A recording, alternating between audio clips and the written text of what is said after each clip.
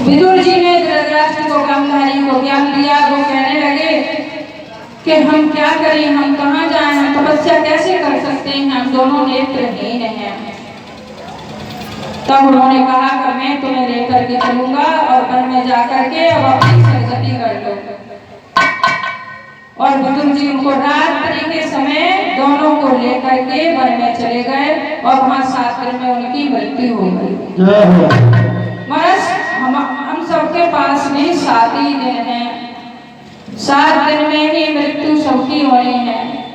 7 दिन में ही जन्म, 7 दिन में ही मृत्यु, 7 दिन में ही ब्याह शादी, जो भी संस्कार होते हैं 16 संस्कार 7 दिन में हो जाते हैं।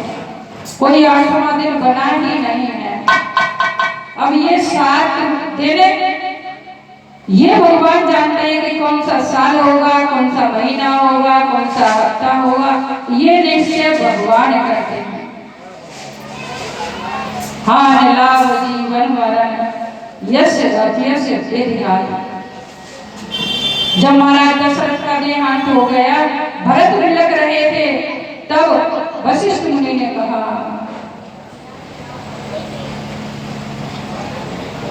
सुनो भरत भावी प्रबल बिलख कहे मुनि नाथ, हान लाव जीवन मरण यश यश विधाता के हाथ में है ये सब।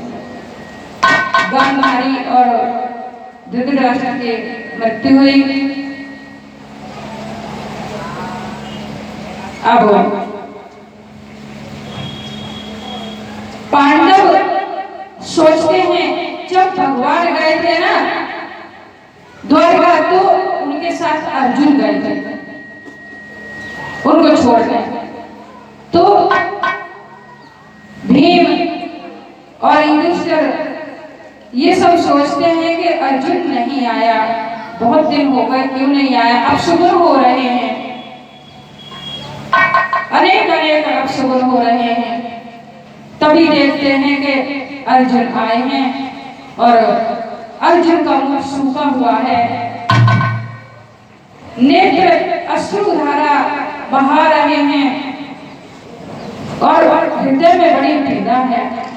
युधिष्ठिर कहते हैं कि अर्जुन क्या हुआ, तुम इतने दुखी क्यों हो, तुम्हारा मुख सूखा हुआ क्यों है? क्या तुमने कोई सामने भूखा बैठा है और उसको देखते हुए तुमने भोजन कर लिया हो, उसको ना दिया हो? कहीं तुमने किसी परी स्त्री का वन तो नहीं किया? तुम ऐसे व्याकुल क्यों हो? कहीं ऐसा तो नहीं कि हमारे परम प्रिय, हमारे सखा, हमारे मित्र, हमारे चहेते, हमारे जो बुआ के बेटे थे, मामा के बेटे, जो हमारे मामा के बेटे थे श्री कृष्ण, हमें छोड़ कर के तो नहीं चले गए? महाराज अर्जुन फूट फूट करके रोने लगे। युधिष्ठिर समझ गए कि भगवान हमें छोड़ करके चले गए। जिस दिन से भगवान गए उसी दिन से कलयुग का आगमन शुरू हो गया, द्वापर युग की समाप्ति हो गई थी। जैसे कुंती ने सुना तो उन्होंने तुरंत प्राण त्याग दिए और पांडवों ने परीक्षित का राज्य अभिषेक किया और वो स्वर्ग के लिए चले गए। पहले द्रौपदी हिमालय के पहाड़ों में गिर गई, यानी गल गई। उसके बाद एक एक करके नकुल, सहदेव, इनको किसी न किसी का घमंड था तो सब गलते चले गए। अंत में युधिष्ठिर ही सशरीर महाधाम को गए। वहां यमराज ने परीक्षा ली कि आपके साथ, उनके साथ एक कुत्ता गया था धर्म के रूप में। उन्होंने कहा आप अकेले ही अंदर आएंगे, ये नहीं आएगा। युधिष्ठिर ने कहा 4 कदम जो साथ चलता है वो मित्र हो जाता है, और ये तो भूलोक से यहाँ तक मेरे साथ चल के आया है, ये नहीं जाएगा तो मैं भी अंदर नहीं जाऊंगा। परीक्षा सफल हुई और धर्मराज युधिष्ठिर अंदर गए। और ये विदुर जी है ना, विदुर जी भी बड़े धर्मात्मा, ये भी यमराज अवतार हैं, नीति निपुण हैं, विदुर नीति के नाम से प्रसिद्ध हैं। ये एक बार ऐसा हुआ कि कुछ राजा का चोर चुरा करके चोर भागे जा रहे थे, तो भागते भागते उन्होंने वो राजा का चुराया हुआ धन मांडव्य ऋषि के आश्रम में रख दिया और खुद भाग गए। उस समय ऋषि तपस्या कर रहे थे, तो जो सिपाही पीछे आ रहे थे उन्होंने देखा कि धन राजा का यहाँ रखा है, इसका मतलब है ये ढोंगी बाबा है, इसी ने धन चुराया है, अब आंख बंद करके बैठा है। पकड़ करके वो तो समाधि में लीन थे और ऐसे ही उठा करके राजा के सामने ले गए। राजा ने ज्यादा ध्यान नहीं दिया और सूली पे चढ़ाने के लिए कह दिया, सूली पे चढ़ा दिया, फिर भी उनकी मृत्यु नहीं हुई। जब उनका ध्यान टूटा तब उन्होंने कहा ये सूली मुझे कुछ लिए मिली है। जब राजा को पता चला कि ये तो ऋषि हैं, तो उन्होंने क्षमा मांगी। तो ऋषि ने कहा कि मैं तुम्हें तो क्षमा कर दूंगा, लेकिन यमराज को कभी क्षमा नहीं करूंगा। और ऐसे भारत में ऐसे ऐसे ऋषि हुए हैं, यमराज से सवाल करने के लिए चले गए मांडव्य ऋषि, कहने लगे कि आप धर्म का कार्य करते हैं, मैंने कोई पाप किया नहीं, फिर मुझे ये सूली क्यों मिली है। धर्मराज उस समय डर गए।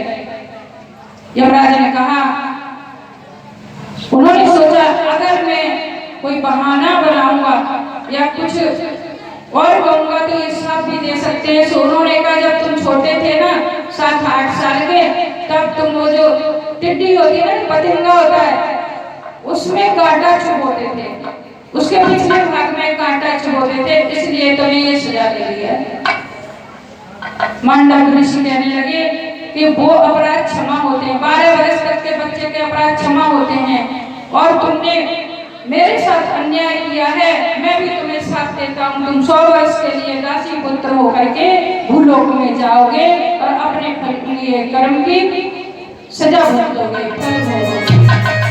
तो यमराज को मांडव्य ऋषि ने साथ दिया और वो 100 वर्ष के लिए विदुर जी के रूप में यहाँ आए।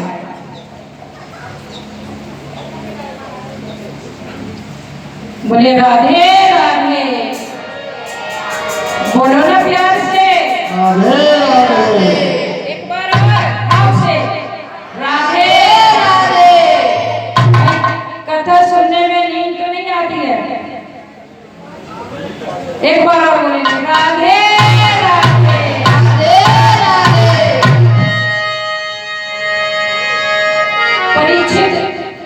परीक्षित को राज्य अभिषेक करके पांडव जा चुके थे। परीक्षित राज्य करने लगे और एक दिन देखो, थोड़ी सी कथा आगे बढ़ाएंगे। शाम को ना 5 बजे शंकर पार्वती की झांकी भी आपको देखने को मिलेगी। पार्वती माता की और शंकर भगवान का विवाह की झांकी आएगी 5 बजे। तो इतनी देर में कथा आगे बढ़ाते हैं, यह कथा बहुत बाकी है, वहां तक पहुंचने के लिए वह समय लगेगा। कथा तो अथाह है, लेकिन क्या करें, शास्त्र में तो कोई सुना ही नहीं सकता, वर्षों में नहीं पूरी सुना सकता, पर जितना मेरे गुरु के आशीर्वाद से और जितना मेरे जो बड़े बुजुर्ग हैं उनके आशीर्वाद से जितना मुखारबिंद से निकले। देखो, ये शरीर किसी लायक नहीं है, ये शरीर कथा नहीं कर सकता, ये तो शक्ति कोई और ही है जो कथा करती है। मैं कुछ नहीं जानती, अगर कथा सुनाने में मुझसे कोई भूल हो भी जाए तो कृपया मुझे क्षमा कर देना।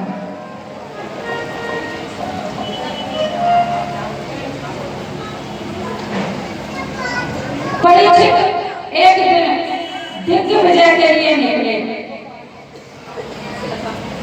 दिग्विजय के लिए निकले महाराज। तो उन्होंने सब राजाओं को, जैसे उनके जो बुजुर्ग थे, उनके पांडव थे, सत्यभामा वो बड़े कीर्तिवान थे। जिधर जाते थे राजा महाराजा पहले ही भेंट लेकर के सामने आ जाते थे और उनकी कीर्ति का गान करते थे। परीक्षित महाराज बड़े प्रसन्न हुए और उन्होंने देखा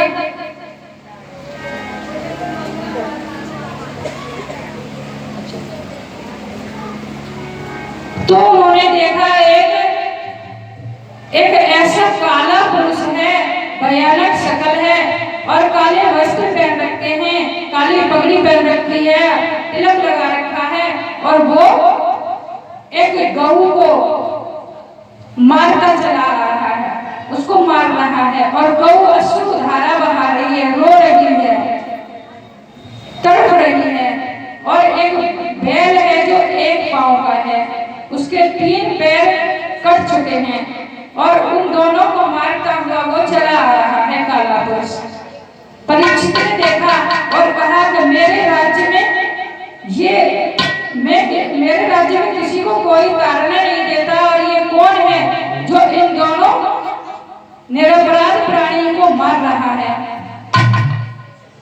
परीक्षित ने महाराज धनुष बाण उठा लिए। कलयुग डर गया और शरणागत हो गया। कलयुग कहने लगा महाराज आप मुझे मार क्यों रहे हैं? परीक्षित ने कहा कि आप कौन हैं? इन दोनों प्राणियों को, दुखी प्राणियों को क्यों सता रहे हैं? कलयुग ने कहा महाराज जैसे चारों युग आते हैं, सतयुग, त्रेता युग और द्वापर युग, उसके बाद कलयुग। द्वापर युग तक आ चुके, द्वापर युग तक तो आ चुके, अब मेरी बारी है। मैं अपने समय से आया हूँ, पहले नहीं, तो आप मुझे कुछ स्थान दीजिए। वो दोनों बैल और पृथ्वी रूपी जो गऊ है वो आपस में रो रहे हैं और बातें कर रहे हैं। बैल गऊ माता से कहता है कि तुम क्यों रो रही हो? क्या तुम्हारे परिवार वाले बिछड़ गए हैं इसलिए तुम दुखी हो? तुम क्यों रो रही हो? गौ माता कहती है जब से ये कलयुग आया है तब से संसार में पाप अधिक होने लगे हैं, इसलिए मैं बहुत दुखी हूँ। गौ माता कहती है कि तुम्हारे पैर कहाँ चले गए? तुम एक पैर के कैसे रह गए? तुम्हारे 3 पैर किसने काट दिए? ये बैल जो है धर्म है। सतयुग में धर्म के 4 चरण होते हैं, सत्य, शौच, तप, दान और दया। दया और दान एक ही बात है। सत्य सतयुग में समाप्त हो जाता है, सत्य बोलना लोग छोड़ देते हैं और त्रेता में 3 चरण रह जाते हैं धर्म के, तपस्या लोग कम कर देते हैं और द्वापर युग में 2 चरण रह जाते हैं, लोग पवित्रता छोड़ देते हैं और कलयुग में सिर्फ एक ही चरण रह जाता है। एक चरण पे कलयुग चलता है।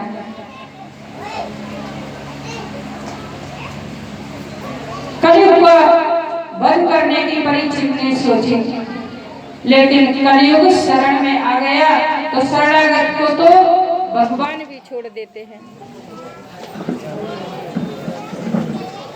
श्री कृष्ण गोविंद हरे मुरारे, हे नाथ ना